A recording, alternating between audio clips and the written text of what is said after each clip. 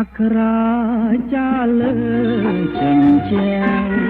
ឲ្យបងខន់ភាំងអស់ទាំងស្មារតីរំបានដឹងច្បាំងនៅសំដីស្រីដែលកាត់មេត្រីគ្មានក្តីអាណិត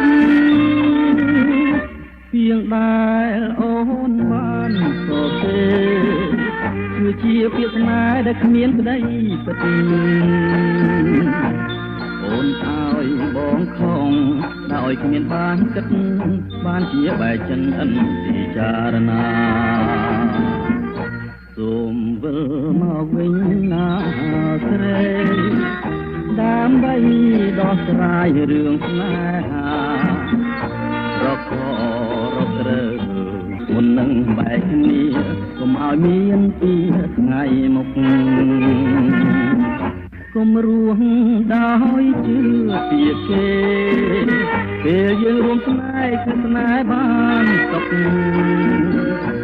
អូនជឿពីគេឲ្យក្តីទុកទងចិនបងបងស្នេហ៍មានតម្លៃ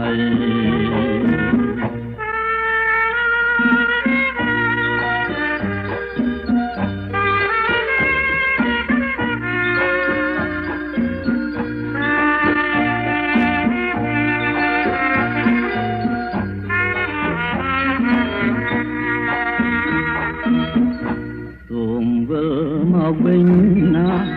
ស្រីដើម្បីដោះស្រាយរឿងស្នេហារកខ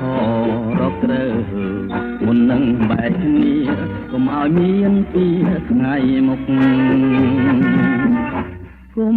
រួមដោយជឿពីគេពេលយើងរួមស្នេហ៍គឺស្នេហ៍បានសុខអូនជឿពីគេឲ្យក្តីទុកទងចិនបបងស្នេហ៍មានតម្លៃ